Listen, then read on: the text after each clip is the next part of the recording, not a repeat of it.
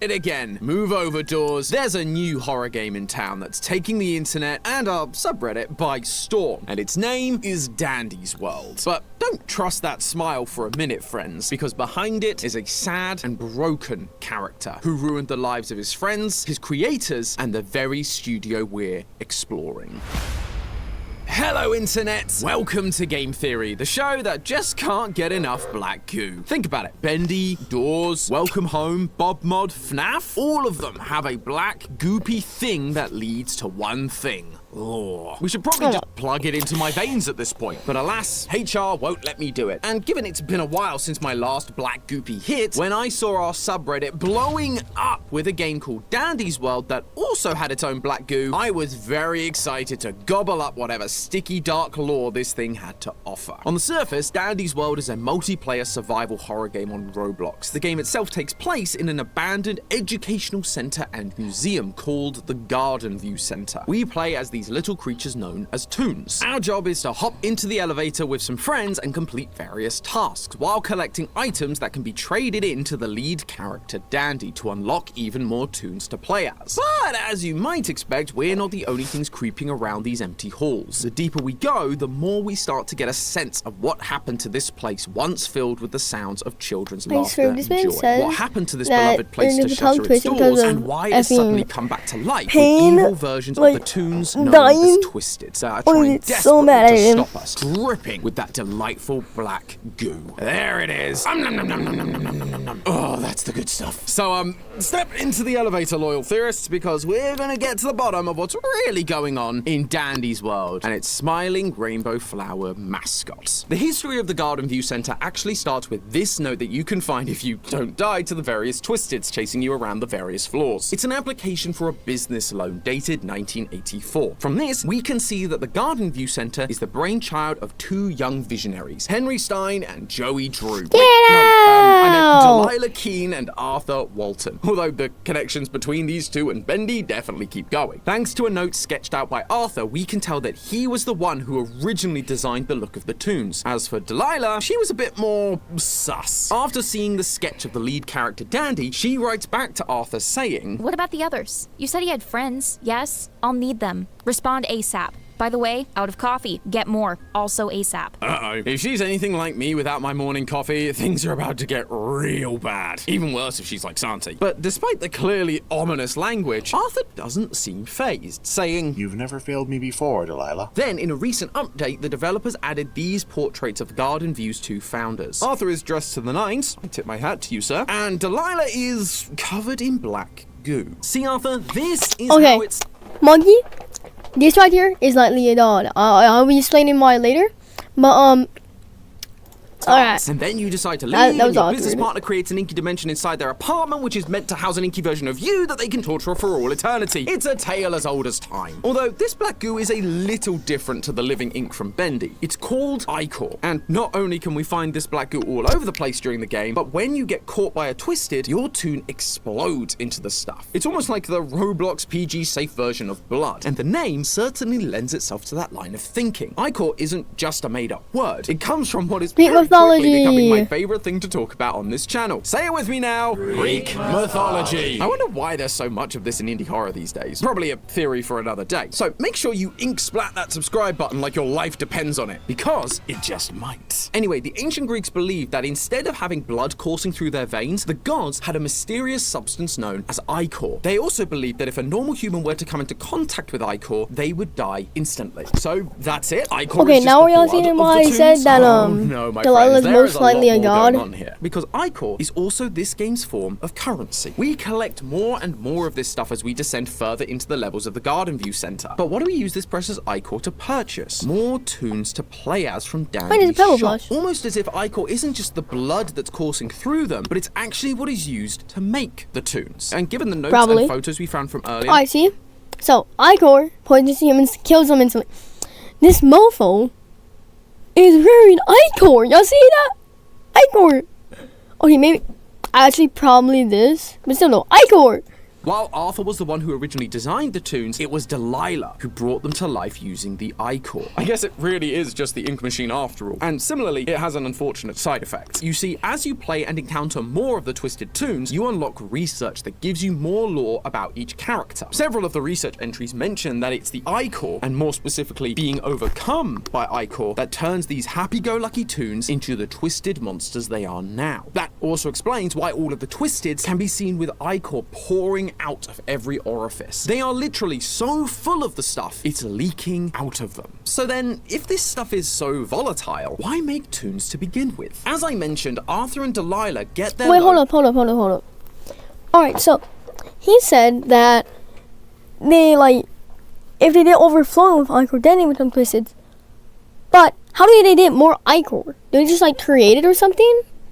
in 1984, and from there they set up the Garden View Like Centre as Soton a maybe? children's educational centre and museum. What it was a museum of back in 1984 is unclear exactly, but based on 2 Polaroid photos dated 1988, what is clear is that these characters were originally designed as a selling point for the No, we're not centre. actually Unlike smiling. other attractions, the Garden View Centre didn't have just people in mascot costumes or cuddly animatronics. They had living, breathing versions of the toons that kids could come and meet. We all know how well that goes. Although it appears as time went on, these characters became popular beyond just the centre. Despite this place looking abandoned for years, there are a bunch of posters still lining the walls that give us some interesting details. First off, they made me realise that my own office walls were somehow looking more barren than an abandoned facility, almost as if someone had come and stolen everything before I moved in. Thankfully, our good friends at Display No! at this old time piece, although it discount 3 or more posts to plan any revenge plot theorists.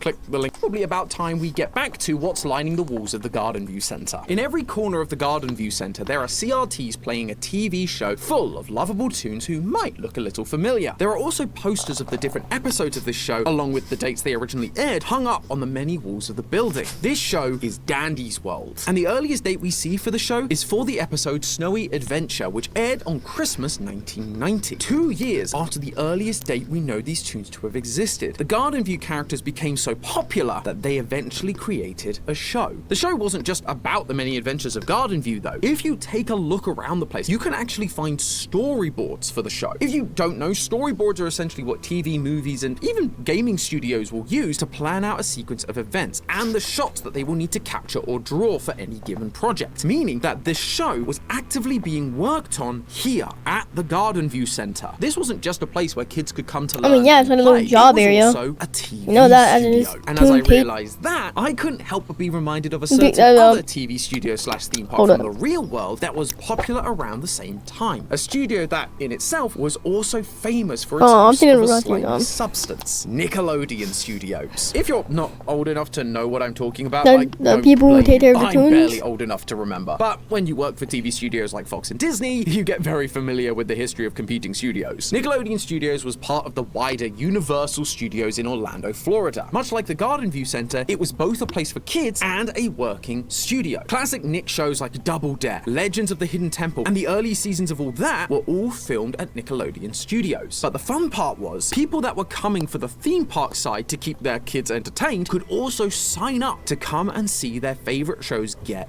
made. If you were lucky enough, you had the chance of being in the audience to watch these shows being made live. Make the Grade was produced before a live audience in Nickelodeon Studios at Universal Studios in Orlando, Florida. And of course, we can't forget about the slime. Nickelodeon and their patented green slime go together like peanut butter and jam. Sorry, jelly. No, if iCore is supposed to be Garden View's version of slime, that would make Double Dare a whole lot more morbid. This idea of live studio filming is exactly what we're seeing happening in the Garden View Centre. While the clips for the TV show are definitely cartoons, the characters themselves are toons, and they talk as if these events were real events that really happened. For example, one of the episodes of the Dandy's World TV show was called Winning Big, and it features a toon named Scraps on a game show, well, Winning Big, with the show being hosted by another toon, V. But despite this presumably happening on a fictional TV show, the actual V and Scraps have memories of this event. In one of the dialogues that can happen among the characters between levels, V and Scraps say this. Hey V, you're not mad at me for winning all of your game show prizes, right? Did they made another one? I'm gonna take that as a yes. In another set of dialogue, V claims Scraps' victory on the game show was down to pure luck. It doesn't really make much sense that V would be so salty about what happened on a TV show about her. Instead, it's more likely he that probably she's would be. mad because it really happened. These toons are more than just live action characters for the kids to meet. They were the performers that starred in the show. And those kids who were touring the center would have the chance to watch the show being recorded live. And I use the word would have very specifically. The show was a massive success. We know that by 1990, Dandy's World was on the air and ran for over a decade. But as with all indie horror histories, the winning streak couldn't last forever. The final episode of the show was planned for July 21st, 2002. But from what we can tell, it never actually made it to air because according to the city newspaper, on June 24th, 2002, the Garden View Center closed its doors. The last aired episode we know about was from 2001, which again lines up with what we saw from the Nickelodeon studios. The studio began to lay off staff that same year, 2001, and the game shows being produced there had production halted, while Nickelodeon animation continued in other locations, which is another reason why I feel like Dandy's World was being produced as a live action production. If there was just another animated cartoon, we'd likely see remnants of the show still going on, but as it stands, the show stopped at the same time the studio did. However, compared to Nick Studios' closure being due to the heavy shift in animation and the increase in shows needing to be filmed in Los Angeles, Garden View's closure was a little more mysterious. According to that same newspaper, it was shut down due to a quote malfunction incident, which as we all know is indie horror corporate speak for our creation turned on us and tried to kill everyone. It's even more suspicious when the creator, Arthur, was asked to comment and chose to remain silent. Yeah, no duh. When behind the scenes Kinda he like makes it be playing God. clear that he knew exactly what was going on. He writes in a letter to his longtime business partner Delilah, Delilah, we need to talk. I know you've kept reassuring me that what had happened wasn't due to anything you had done. You had to have known this could happen to him. If you did, why didn't you tell anyone? Why didn't you tell me? Something like this doesn't just happen. That him that Arthur is referring to, the one that something happened to, the one that malfunctioned, I believe is none other than the star of the show, our titular flower, Dandy. Let me explain. Ever since Garden View Center closed down, several of the other toons have talked about how uneasy they feel around him. And we don't have to take their word for it. We can see it for ourselves in-game. In between levels, Dandy pops up in the elevator to sell you power-ups to make your run easier. But if you instead choose to not buy from him, Dandy starts to get more and more frustrated. If you continue to ignore him, things become less fine and dandy, and he'll have a full-blown meltdown. Well, yeah, no duh. He's not making money.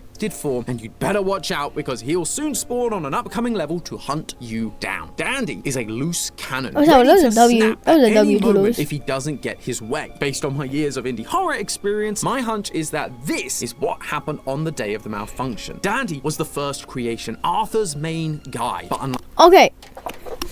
So I don't know where you're going with this. You don't say that like he was the one who like malfunctioned, but I highly doubt that. Because if he did become a twisted, then how would he be able to become the normal regular toon that sells us crap? like the others, we're being shown that he can transform into a twisted rather than just Mofo! No, we didn't! Okay, so here's how I'm gonna say that he can transform into a twisted. And then back. Are you seeing that body? That body is mangled. That thing is like gone. You tell me that he's just gonna like turn back into his normal form? No, then why did the others do it? Like Shelly, V, or Pebble? Why did they do it?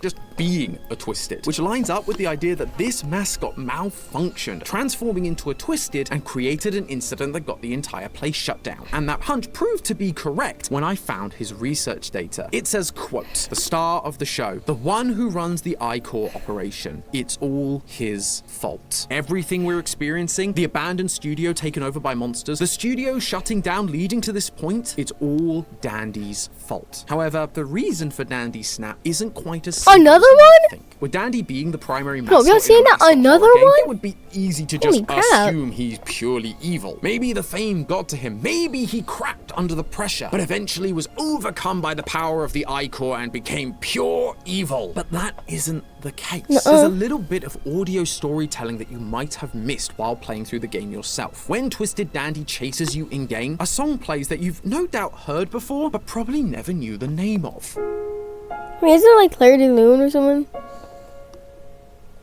Crazy to listen. This song is called Claire de Lune, and it's based off an 1869 poem by Paul Verlaine. A poem about someone who looks happy on the outside, but deep down is sad. Quote, playing the lute and dancing and all, but sad beneath their fantasy disguises. This song is telling us what Dandy and also his friends are. They are these picture-perfect, happy, smiling toons performing for the joy of others. Except for Deep Pebble. down, Pebble they're and Cole are sad, and probably. they're sad because of what we saw. Okay, during here's the I'm Christmas gonna say that update Pebble's last year. probably happy According to to. another set of letters, after Christmas had He's passed, Pebble. some of the That's Christmas-themed simple. tunes were doing the whole Blair Witch thing and hiding in the corner. Delilah's response was basically, Christmas is over, just throw them into storage till next year. Even though the tunes are alive, they were being abused by their handlers and treated like props. Only good for the thing they were made for and nothing else. Behind their smiles were sad and lonely creatures. Dandy's dialogue when he thinks you're ignoring him at the shop matches this. We're friends there, right? Friend? What is happening? He's confused. He's scared. He is terrified. Man, that Dandy He voice too has absolutely lived sucked. past his usefulness. That if he is no longer the star, that he and his friends face the same fate as those Christmas tunes. And my guess is that's exactly what happened on that fateful day in 2001. Dandy saw how his friends were being treated. He got scared. He didn't want to be ignored, to be forgotten, to no longer be the star. And as a result, he became overcome by the I-Core and ultimately caused all the tunes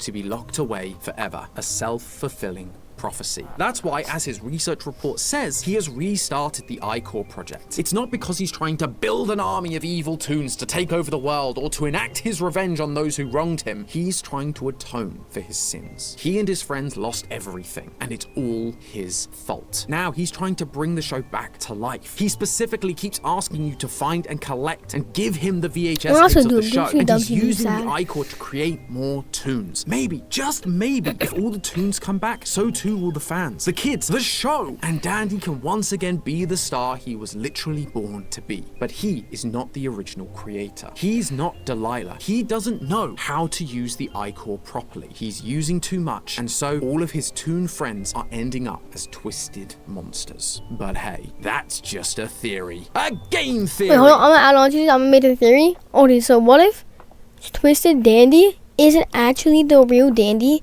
and instead Dandy just made a clone of himself and then sent it out there to go get y'all? That could work. Thanks for watching. World premiere on Game Theory. Seek's rise from random entity The to fudge? final boss battle isn't just for a change. Hold up. I'd say that's it. Bye.